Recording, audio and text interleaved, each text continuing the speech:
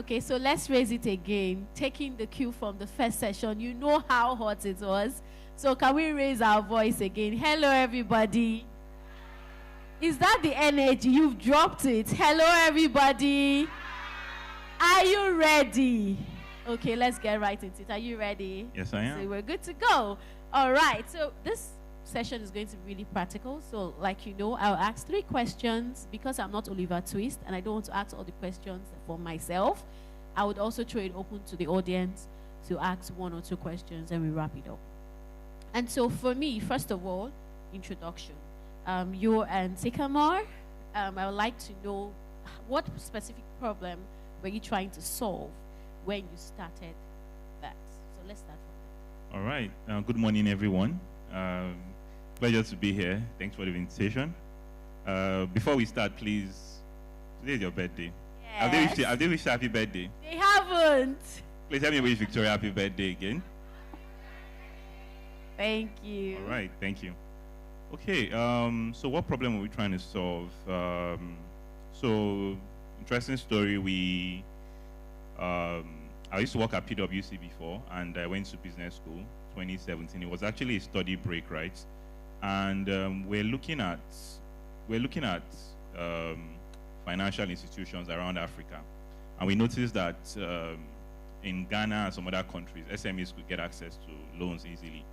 And we're looking at the case for Nigeria, right? So there are 2 things that we saw. One, we had experience because I was running a side business. I used to have a laundry business, by the way. And what I realized is that it was easy as Tunde Akimoses, the employee of PwC, to get a loan. But it was very difficult as my business to get a loan as an entity. Very, very difficult. And I was wondering, what was that about? So that was the first. And then in business school, what we saw when we were looking at those financial institutions, we looked at the case of Nigeria. With all the credits that was going out in Nigeria at the time, financial investments, debt, everything, over 40 million SMEs in sub-Saharan Africa, only 1% of that number were getting access to loans. So we saw it as a very, very big opportunity, a problem to be solved, and a way to also make impact, right? So one of the fantastic things about where we did our MBA, Lagos Business School, they always say impact is not mutually exclusive with profit. So if you are making impact, you can also make profit. And impact is not necessarily around charity or you have to start an NGO. That's not necessarily impact, right? If you are solving a problem that is changing lives in a positive way, you're actually making impact. And there's opportunity to also make money and profits along the way. So we saw an opportunity, a very big opportunity, to make impact and hopefully make money. Thank you. All right. An introduction, and James have started dropping. You know what I got from there? Impact is not exclusive. You can still impact and make money. I think this is for me because many times I've received this deliverance now. I always think that to do the impact, when we're doing the non-profit style, I have to give. And I was born sometime as an undergraduate, very passionate young girl who wants to impact her world. And then I felt it was about giving without any flow back, or any sort of income style. And I graduated, started working, and I realized that I was working, earning money, and my salary, somehow I will look for something to do for that money because maybe again, I had people that were taking care of the responsibility, feeding and all of those things. I was in my parents' house. So all my income was towards impact that was not giving me income. And I think that that's such a great balance that you have brought in here. I think that's for you too, yeah? Great. So let's get right into the conversation. A lot of people in this room are in motion right now because for us, we want to talk about motion to momentum and the shift every serious builder needs to have or must have, having built many things yourself with your experience. Many people here are in motion, taking meetings right here in a conference as well, chasing opportunities, building something, and sometimes it can feel productive, even when it's not sometimes. How do they know that? How does someone know if they are building something real or just staying busy? Right. That's a very, very insightful question, and I think it's very important. So I really like the theme, the whole motion and momentum. You know, I like that dichotomy because people always say that busy work is not always the most productive, right? I think there are just a few markers that you can consider in terms of whether you're actually being busy or being productive. And I like to even say the first theme I said is, I think the most important thing is about whether or not you're actually making progress, right? Busy is activity, but is there really progress? And how you're measuring progress is what you are doing now. Are you better today than yesterday? Now, progress is not necessarily, it doesn't have to be exponential immediately. And I think that's also a very, very big mistake, right? Because, and we see it at the beginning of the year, I'm sure many people last week, you wrote there, you want to read 100 books this year, you want to go to the gym 5 times a week, you want to be eating only fruits, no more cake, and all of that, right? And I think one book I try to read every year, even if I can't read, I read summaries. I'm sure many people here have read it. It's called Atomic Habits, right? And I think if you look at that book, one of the principles it talks about is, can you make 1% improvement every single day? So what is 1% improvement? So you want to do, let's say gym, for example. If you can do 1 push-up today, can you do 2 push-ups? Let me not say tomorrow. Next week, right? Can you do 3 push-ups in the 3rd week, right? So can you improve gradually, no matter how little? And that means that you also have to measure results, right? So it's really your expectations against your results. But I'll put a note of caution here, because I think sometimes we can be a bit unrealistic about expectations, in the sense of many of us want to do things that maybe we are not yet ready for, right? You want to drive cars that Tony Elumelu is driving, go to the place. After somebody has worked for 30 years, you work for 3 years, and you want the same kind of success that the person wants. It doesn't have to be the same, but I think that there is a natural progression in terms of how well you get. And I always say that having a progressive mindset is very, very important. Again, that's one of my biggest themes that I'll say everywhere this year, right? Any business that is at a certain stage now, if you give yourself a certain timeline, say 5 years, how much progress are you making every single day? And those progress can be little changes, so that you're measuring results every single day. Even if you are just a little bit better than where you were yesterday, then you're making progress, and that is actually momentum, not just motion. So if you're tracking your results, which is very important, because not all of us are measuring our results, so you're measuring the results, you are improving every single day. And sometimes some of these things are also what I would call leading indicators, right? So what do I mean? It's not, so again, let me use exercise analogy. You want to build muscles, but what you need to build muscle, for example, is that increased push-up. So what you measure is, are you doing those push-ups every single day? Salespeople, are you calling 10 people every single day, right? So that's what you measure, not necessarily are you closing a sale every single day. If you're calling 10 people every day, or maybe 100 or maybe 50, whatever system you are using, and you're tracking that progress, you should see improvement. So measure progress, track it, improve a little every single day, as long as you're not staying stagnant. I think that's an indication of momentum as opposed to motion. Thank you. Absolutely. Great. Great. Okay.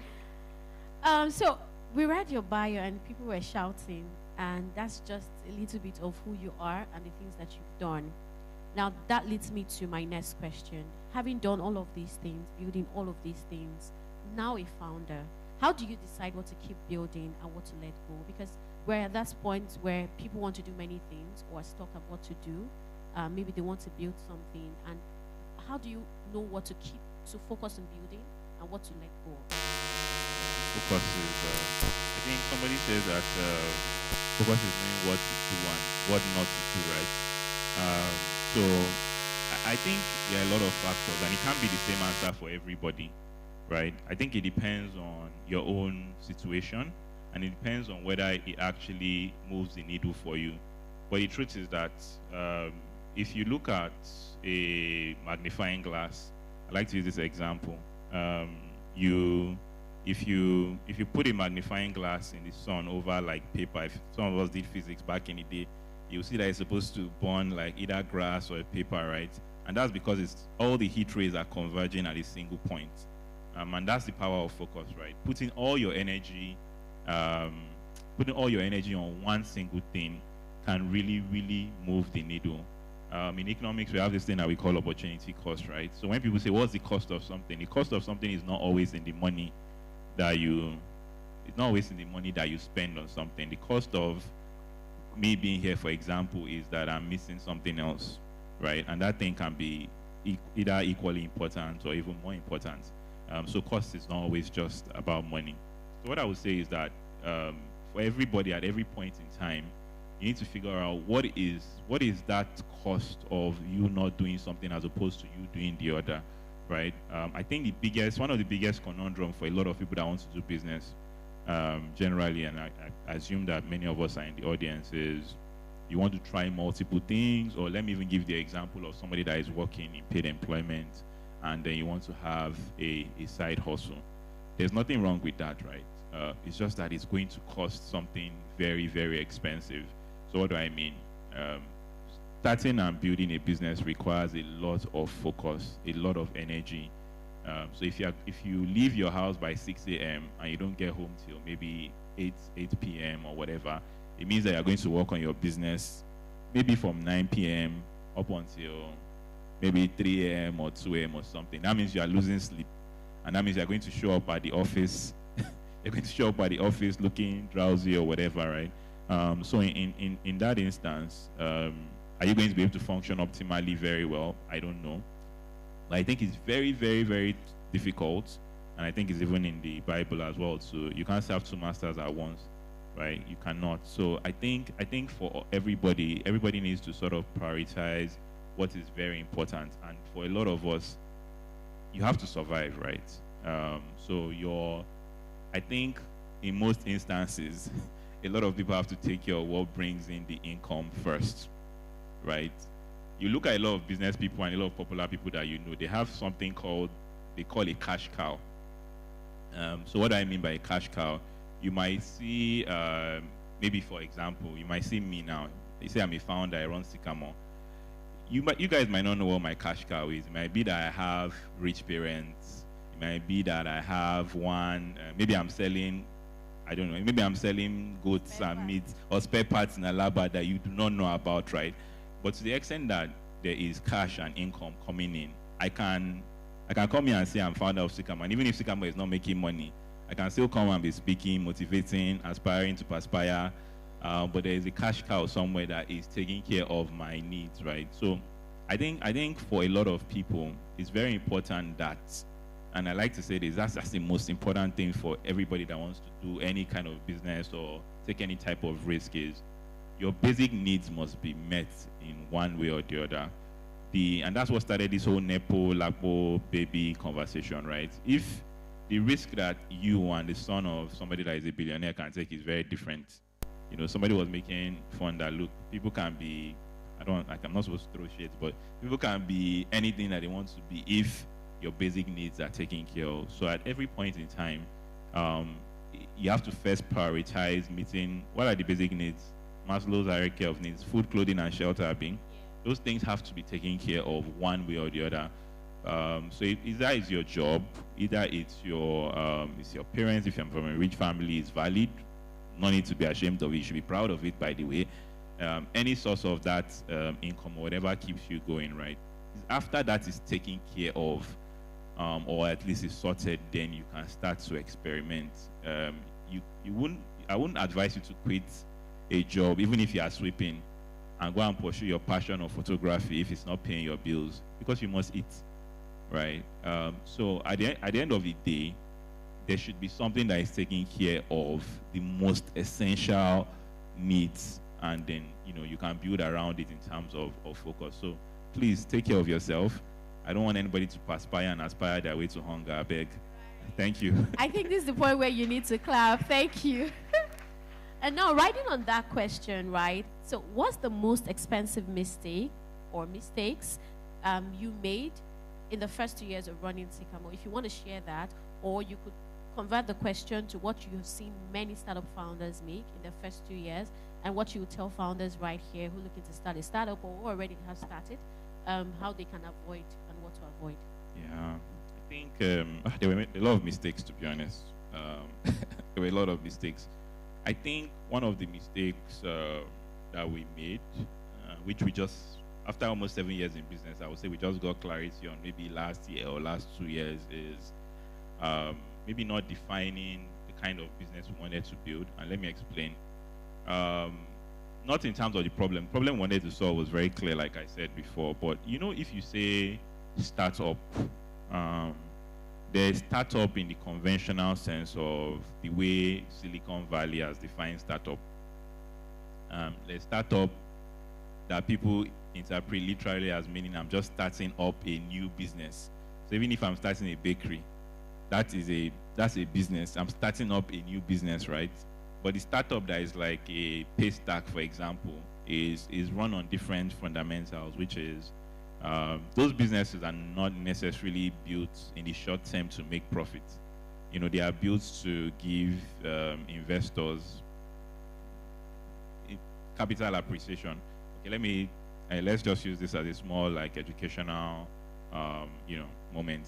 So for those kind of startups, right? Let me just give an analogy. For the initial investors, it is not the business that is supposed to make them profit.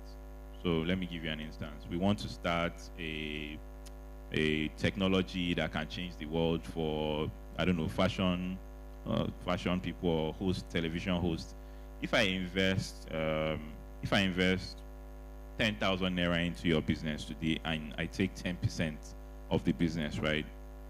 That means your business is worth how much? If I give you 10,000 naira for 10% of your business, what's the value of your business? 100,000, right?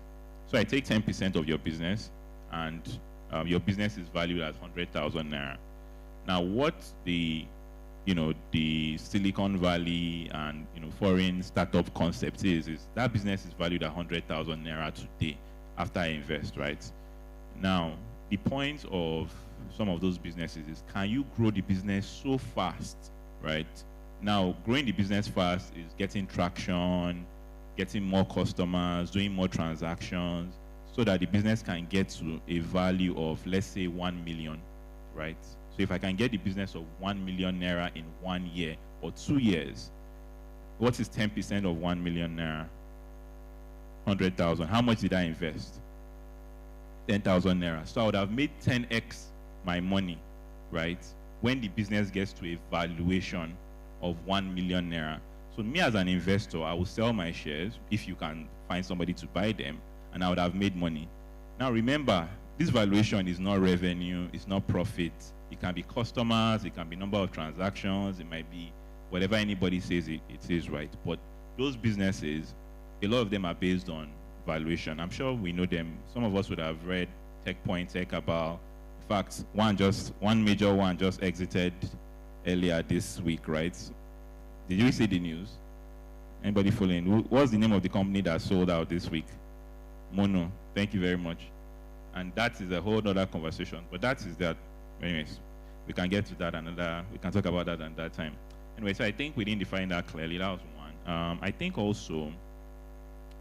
we didn't also invest in people early enough, right? The three co-founders, very good friends are co-founders.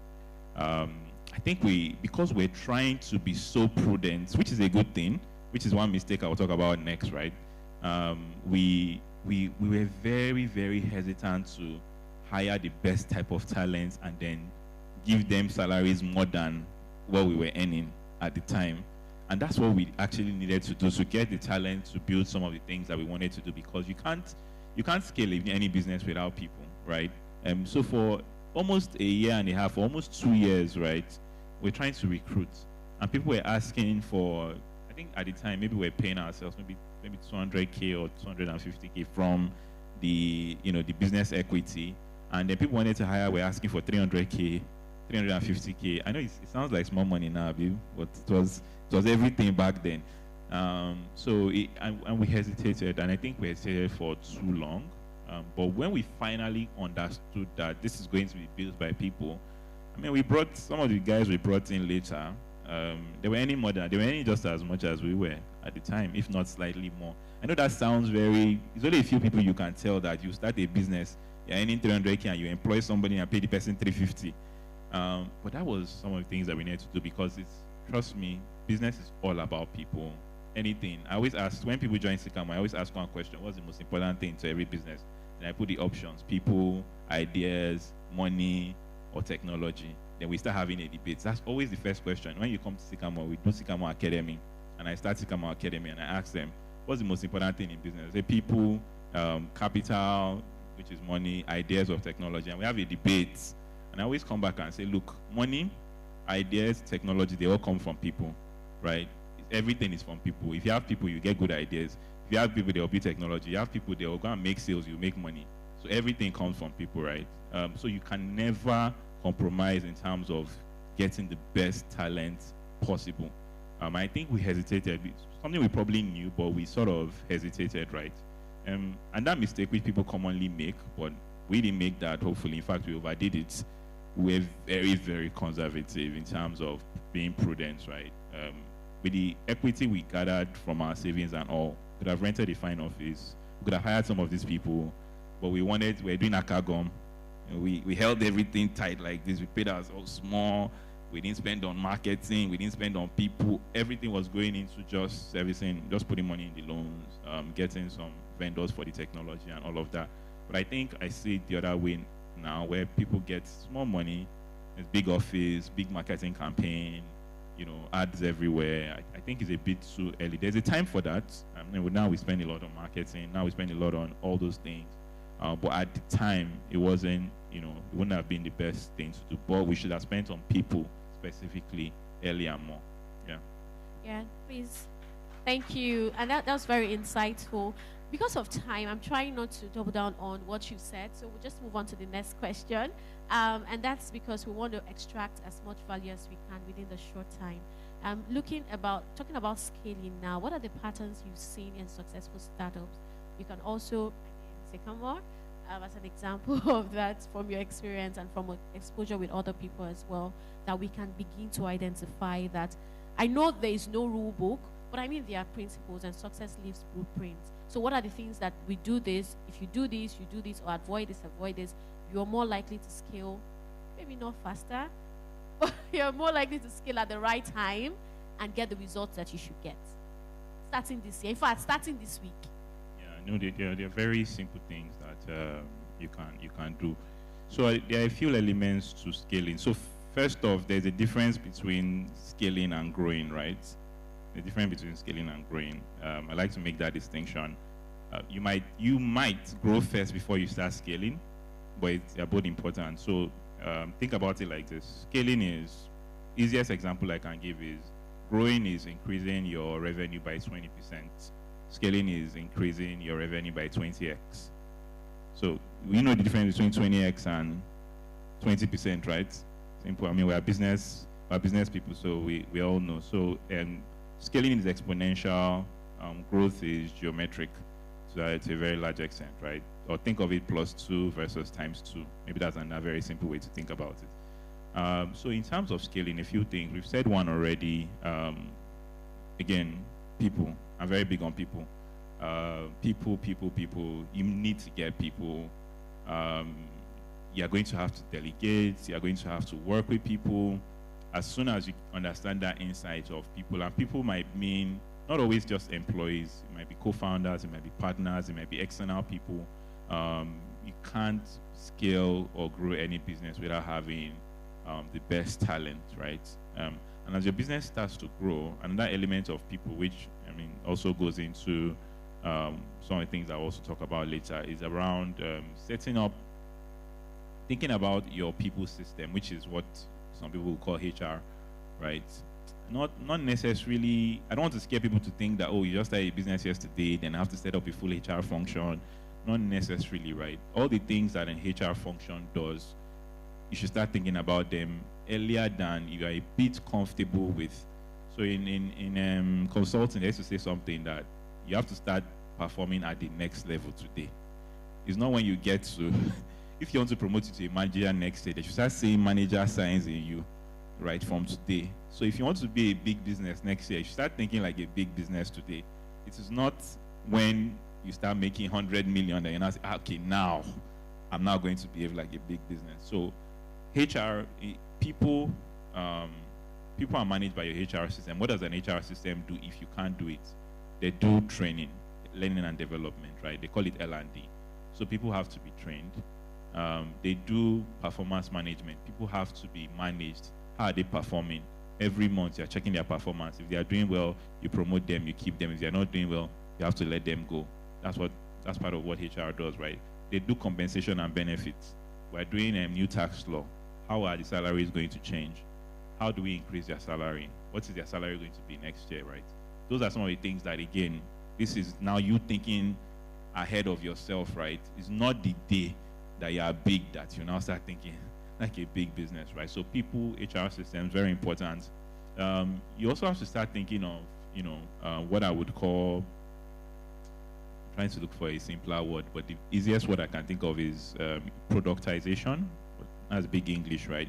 Just standardizing your products. If you always have to customize, it depends on your type of business anyways, but there are different ways we can think about it.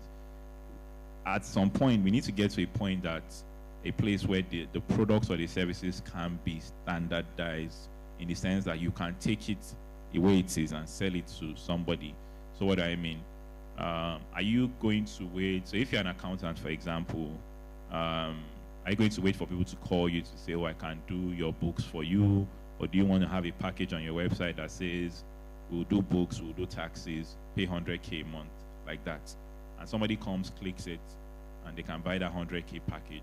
Or you want somebody to call you and say, oh, I'll do your books, I'll do your taxes. Oh, it's 150K, it's 120K. We'll start haggling. You've now wasted time. So those are some of the impacts of not standardizing something, right? You have it, this is a package, this is the price, this is how it is. Somebody comes, they take it. Now, 1 million people can go to your website at the same time. But if 100 people come to your door and you want to negotiate with each of them, you are doing the way they used to sell in the markets, where they are looking at your car and your shoe.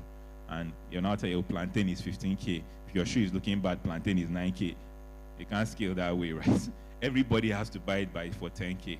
I know you're thinking, oh, no, but I can make more money from this person if I do discriminatory pricing, but you can't scale that way. Scaling requires standardization, right? It requires standardization. And then operationally, the people in your back office, as much as possible, you also want to standardize your processes and your systems. I know we talk about structure a lot, but really we have to just put structures in place. And one test of structure, if you're thinking about structure, is can things happen if you're not there? If you're not in the room, if you're not in your office, can things move? Can you go on holiday for 1 week and nobody's going to disturb you in the night? So it's very hard. Even to come on with how many hundreds of people, they used to call me sometimes. So I'm not saying that it's perfect. I'm not saying I've cracked it. But there are many things that at least happen in my absence, right? Which we're very proud of. But everybody needs to get to that level where you have almost every single process should be documented. So somebody says if it's not documented, it doesn't exist. So if a new person joins your company today, are you going to have to explain everything to them verbally? You're not going to do any work, right? So think about it from a perspective of having people join in your business. Can you show them something that just lets them know what to do? Or do you have to sit down and tell them every single thing? If you have to tell them every single thing about your business, then, you have to document more. So you can just tell them step 1, step 2, step 3. If you open this folder, you know what to do, right? So those are plug and play. So people, HR systems, documentation of your processes, standardization of your products, those are some of the ways you can scale. And one more thing, what I'll call smart capital. So again, I've said a lot of things, and I was talking about money, even if money is what I do. But I think sometimes we over-obsess about money, right? Money is good. I love money. If you give me now, I'll collect it. Thank you very much. But it's not the way. There's money that is required for different stages, and there are different types of money, to put it that way, right? There are different types of money. That's the easiest way I put it. Or let me call it capital. There are different types of capital, right? So that if you look at debt, there's plenty types of debt. There are loans, there are commercial papers, there's credits, there's invoice financing, there are plenty.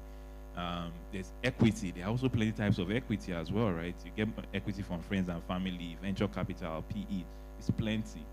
But the most important thing, because we're not going to have enough time for us to start, that one is another separate master class that, maybe I'll charge you people money for. But that, the way to sort of manage all of that is for you to study, read, and improve yourself, really. It's really not a big deal. Everything I said can be learned on YouTube and some 1 or 2 books, right? So if you invest enough time, unfortunately, you don't have as a business person or as somebody that wants to grow their business, you don't have the luxury of saying that you don't like accounting or finance. I'm sorry. You have to like it small, or you don't like numbers. They say numbers is the language of business. No matter how much, I hated accounting. Yes, I hated accounting. I'm more of a mathematics, economics. When it started saying debit and credit, I was just, God. Let me confess, I studied accounting. After I graduated, I dumped it for whoever. No, but look, as a business person, you have to understand it a little bit. No matter how little. If not, they will steal from you, they will bobo you, you go to banks, you go to investors, people would pull a rug over your eyes. Again, you are still going to employ accountants, you pay the best consultants, when you make money, because I know all of us are going to make money. So you get the best people, right? But you need to learn basics, just the basics, especially in this growth phase, because you're the one that's going to do a lot of those negotiations by yourself. Yeah, thanks. Absolutely. I want us to keep going because I have lots of questions. Thank you. And then we have to take questions. So we'll just take only one question, and then you use it to give us your final words for now. So who do we pick? Mini, Manny, more. Who? Maybe just take one guy. Okay, thank you so much. My name is Rosemary. Okay, so my question is, how did you know it was time to scale from KPMG to building your own business? You said you saw a problem when you went to business school. So beyond seeing a problem you wanted to solve, what signaled that right timing for you? Wow, that's an interesting question, and everybody's answers will be different. But my own answer is that I always wanted to be an entrepreneur, right? I think I made that decision when I was 17 years old. For some reason, after I read Rich Dad Poor Dad, after I read Rich Dad Poor Dad, 17, 200 level, I can never forget. But in terms of the time, when I started talking to my mentors around that age, I noticed that all of them worked for 10 to 20 years before they started their business, right? And for 2 things. One is you can save money to actually start your business. I didn't have parents that are going to give me any big money to start after university. I didn't have any experience. I didn't know all the things I said now, I didn't know them back then. So in my mind, I was going to work for 10 years, save money, get experience, get contacts, and start a business. That's what I said to myself when I was leaving university. And when I got into the workforce, I realized that you needed 6 or 7 years to make manager in consulting. And I said, okay, manager is a good point. So I said, when I get to manager, I was going to leave. And that's exactly what I did. But even at that, I didn't just jump out, right? I took a study leave to go to business school. So I used 18 months of business school as a sort of transition. I didn't quit my job. In fact, my mother did not allow me to quit. She begged and she cried and said I must not resign. I said, okay, mommy, I won't resign. So I took a study leave from PwC, went to 18 months business school, and during that time, my job was still waiting for me. So I hedged my bets. I always don't advise people to enter the deep end of the water with both legs. So I had a limited downside manager. I remember that plan was made almost 10 years ago. And then, during that point, I just did that transition gradually when I went to business school. So it was initially 10, I adjusted it to 7. And because I had a job that was still waiting for me, in fact, they were very disappointed when I said I wasn't coming back. So it was easier to take that risk. So I did it in a very, very practical way. Again, no standard answer. That's what I did. But I would like to say, what is enough for the wise? He has said it all. You read it between the lines, right? Before you jump out and jump in, put your leg in the water a bit, and then do a proper transition. Don't just. That's what you said. Exactly. That's exactly. honest, yeah. Absolutely. Should we just take the final question? Because of we can't take all your questions. Please, okay, give him. Let's just take one more question. So, quick one. Let me just ask you. For most, I look at most fintechs, and if you observe what is going on, a lot of them are doing figures.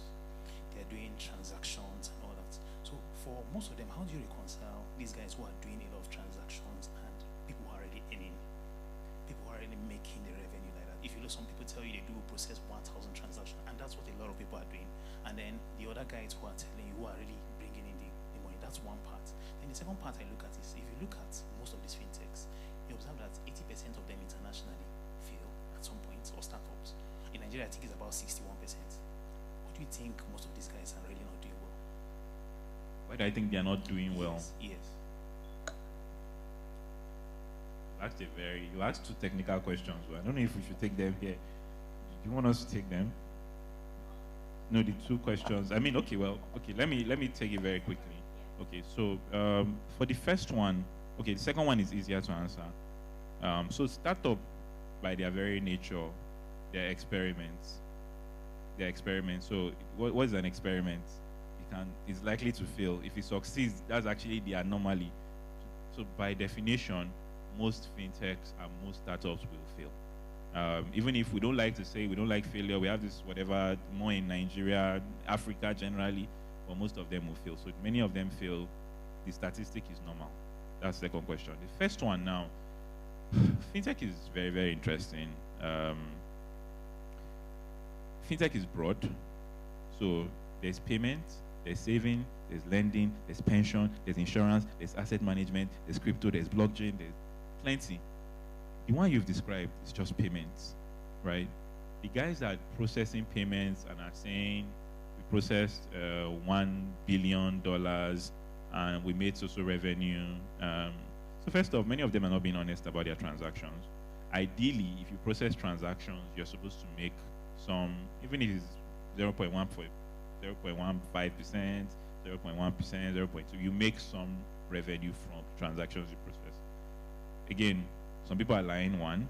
Two, some people are processing things on other people's channels, which is why even if I charge you, so if I'm building on Flutter Waves, whatever now, they charge me with 0.1. If I charge the customer 0.15, I only keep 0.05%. So my revenue is getting smaller. That's the other issue. Then three, honestly, I think, in my opinion, I feel like many people haven't figured out their business model very well. I think a lot of people focus more on the technology than the commercial side of it, which is how do we make money, right? Sycamore is 7 years. Will be 7 years in March.